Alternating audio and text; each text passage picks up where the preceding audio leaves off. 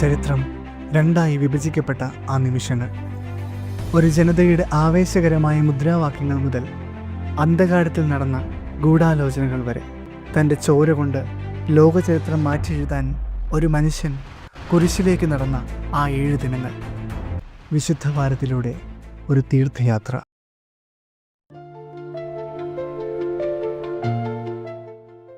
വിശുദ്ധ വാരത്തിലൂടെ ഒരു തീർത്ഥയാത്ര എന്ന പരമ്പരയുടെ 2-ാം അധ്യായത്തിലേക്ക് ഏവർക്കും സ്വാഗതം. ഇന്ന് നാം നിൽക്കുന്നത് വിശുദ്ധ വാരത്തിലെ ഏറ്റവും ദീർഘവും ദൈവശാസ്ത്രപരമായി ഏറ്റവും സമ്പന്നമായ ഒരു ദിവസത്തിലാണ്, വലിയ ചൊവ്വാഴ്ച. ചരിത്രകാരന്മാരുടെ ഇടയിൽ ഈ ദിവസത്തിൻ്റെ കൃത്യമായ തീയതിയെക്കുറിച്ച് 2 പ്രധാന കാഴ്ചപ്പാടുകളുണ്ട്. മത്തായി, മർക്കോസ്, ലൂക്ക എന്നീ സുവിശേഷങ്ങൾ പ്രകാരം ഇത് നീസാൻ മാസം 12-ാം തീയതിയാണ്. എന്നാൽ യോഹന്നാൻ്റെ സുവിശേഷത്തിലെ കാലക്രമം അനുസരിച്ച് ഇത് നീസാൻ 11-നാണ്. ഈ വ്യത്യാസങ്ങൾക്കിടയിലും ഒരു കാര്യം വ്യക്തമാണ്: യേശുവിനെ ക്രൂശിക്കാനുള്ള രാഷ്ട്രീയവും മതപരവുമായ തീരുമാനങ്ങൾ അന്തിമമായി ഉറപ്പിക്കപ്പെട്ടത് ഈ ചൊവ്വാഴ്ചയാണ്. പണ്ഡിതനായ ആനി ജോബർട്ട് തൻ്റെ നിരീക്ഷണത്തിൽ പഴയ കലണ്ടറുകളുടെയും പുതിയ രാഷ്ട്രീയ സാഹചര്യങ്ങളുടെയും ഒരു സംഗമഭൂമിയായി ഈ ദിവസത്തെ അവതരിപ്പിക്കുന്നുണ്ട്. ഇന്ന് നാം ചർച്ച ചെയ്യുന്നത് 7 പ്രധാന വിഷയങ്ങളാണ്. ഒന്നാമത്തേത് അധികാരത്തിൻ്റെ ഉറവിടത്തെക്കുറിച്ചുള്ള തർക്കം. 2 ഇസ്രായേലിൻ്റെ നിഷേധത്തെ വെളിപ്പെടുത്തുന്ന 3 ഉപമകൾ. 3 രാഷ്ട്രീയ കെണിയായി നികുതി ചോദ്യം ചെയ്യപ്പെടുന്നു. 4 പുനരുത്ഥാനത്തെക്കുറിച്ചുള്ള സദുക്കാരുടെ പരിഹാസം. 5 ഏറ്റവും വലിയ കൽപ്പനയും ദാവീദിൻ്റെ പുത്രനും. 6 മതപരമായ കാപട്യങ്ങൾക്കെതിരെയുള്ള 8 ശാപങ്ങൾ. 7 ഒലിവ് മലയിലെ അന്ത്യവചനങ്ങൾ.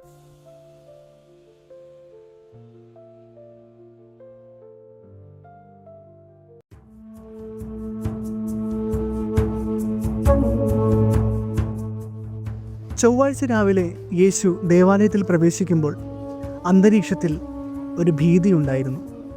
തലേ ദിവസം കച്ചവടക്കാരെ പുറത്താക്കി ദേവാലയത്തിൻ്റെ സാമ്പത്തിക അടിത്തറയെ ചോദ്യം ചെയ്ത നസ്രായനോട് മഹാപുരോഹിതന്മാർക്ക് കടുത്ത പകയുണ്ട്. അവർ ചോദിച്ചു, നീ എന്തധികാരം കൊണ്ടാണ് ഇതൊക്കെ ചെയ്യുന്നത്? ഇതൊരു ലളിതമായ ചോദ്യമല്ല. യേശുവിനെ ഒരു വിപ്ലവകാരിയായി മുദ്രകുത്തി റോമൻ ഭരണകൂടത്തിന് വിട്ടുകൊടുക്കാനുള്ള ഗൂഢാലോചനയായിരുന്നു ഇതിൻ്റെ പിന്നിൽ. എന്നാൽ യേശു അവരോട് യോഹന്നാൻ സ്നാപകനെക്കുറിച്ച് തിരിച്ചു ചോദിച്ചപ്പോൾ അവർ ഉത്തരം മുട്ടി.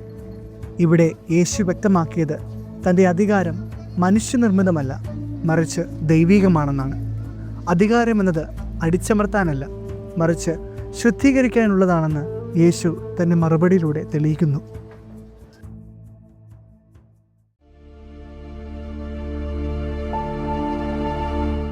ഈ വിശുദ്ധ ചൊവ്വാഴ്ച പിന്നീട് യേശു ചെയ്യുന്നത് ഉപമകൾ പഠിപ്പിക്കുകയായിരുന്നു.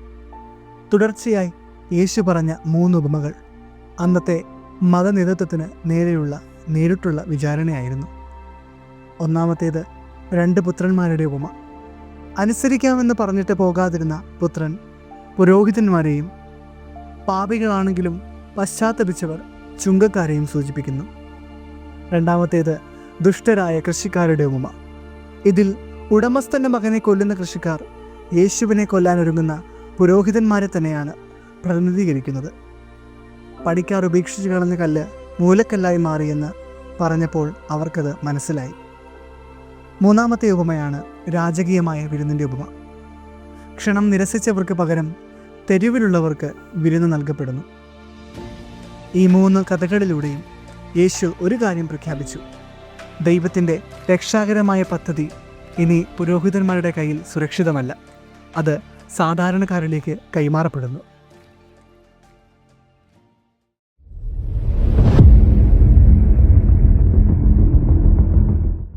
വാക്കുകൾ കൊണ്ട് തോൽപ്പിക്കാൻ കഴിയില്ലെന്ന് കണ്ടപ്പോൾ അവർ രാഷ്ട്രീയമായ കെണികളൊരുക്കി.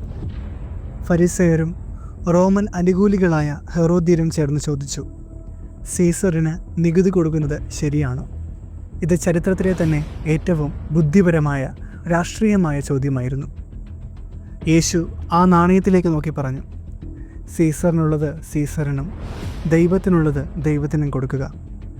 രാഷ്ട്രീയത്തോടുള്ള കടമയും ദൈവത്തോടുള്ള സമർപ്പണവും തമ്മിലുള്ള ആ വലിയ വിടവ് അവൻ അവിടെ സ്ഥാപിച്ചു. ദൈവത്തിൻ്റെ ചിത്രം പതിഞ്ഞ മനുഷ്യർ ദൈവത്തിനുള്ളതാണ്. സീസറിൻ്റെ ചിത്രം പതിഞ്ഞ നാണയം സീസറിനുള്ളതാണ്.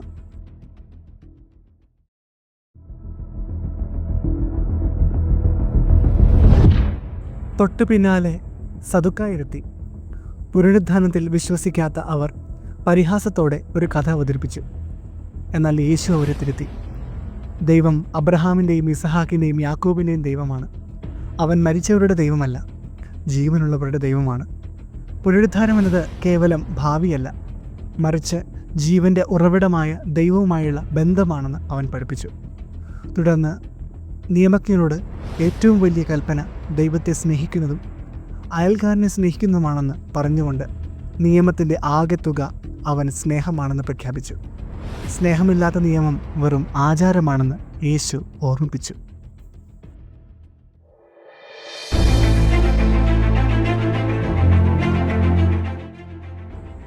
വിശുദ്ധ ചൊവ്വാഴ്ചയുടെ ഏറ്റവും തീക്ഷ്ണമായ ഭാഗമാണിത്. മത്തായി 23-ാം അധ്യായത്തിൽ നാം കാണുന്ന 8 ശാപങ്ങൾ അല്ലെങ്കിൽ 8 ദുരിതങ്ങൾ. യേശു മതനേതാക്കളെ വെള്ളയടിച്ച കുഴിമാടമെന്ന് വിളിച്ചു. പുറമെ ഭക്തിയുടെ നിറം പൂശിയിട്ടുണ്ടെങ്കിലും അകമേ അത് അശുദ്ധമാണെന്ന് അവൻ വിളിച്ചു പറഞ്ഞു. പണ്ഡിതോചിതമായി പറഞ്ഞാൽ മതം എങ്ങനെ സ്നേഹരഹിതമായി മാറുന്നു എന്നതിൻ്റെ ഏറ്റവും വലിയ വിമർശനമായിരുന്നു അത്.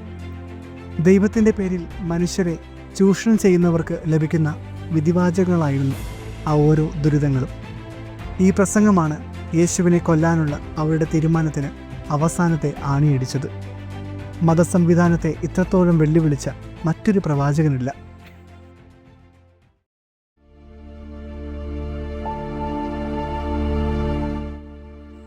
വൈകുന്നേരം യേശു ദേവാലയം വിട്ടിറങ്ങി ഒലിവുമലയിലേക്ക് പോയി. അവിടെ ഇരുന്നു കൊണ്ട് വരാനിരിക്കുന്ന വലിയ നാശത്തെക്കുറിച്ച് അവൻ സംസാരിച്ചു. ജെറുസലേം ദേവാലയത്തിൻ്റെ തകർച്ചയും തൻ്റെ രണ്ടാമത്തെ വരവും അവൻ മുൻകൂട്ടി കണ്ടു. 10 കന്യകമാരുടെ ഉപമയും താലന്തുകളുടെ ഉപമയും വഴി ഒരുങ്ങേണ്ടതിൻ്റെ ഗൗരവം അവൻ ശിഷ്യന്മാരെ ഓർമ്മിപ്പിച്ചു. വിശുദ്ധ ചൊവ്വാഴ്ച അവസാനിക്കുമ്പോൾ യേശു ശാന്തനാണ്. അവൻ തൻ്റെ വാക്കുകളിൽ മാറ്റം വരുത്തിയില്ല. തൻ്റെ മരണം അനിവാര്യമാക്കുന്ന ഓരോ സത്യവും അവൻ വിളിച്ചു പറഞ്ഞു. അവൻ കുരിശിൻ്റെ നിഴലിലേക്ക് സ്വയം നടന്നു കയറുകയായിരുന്നു.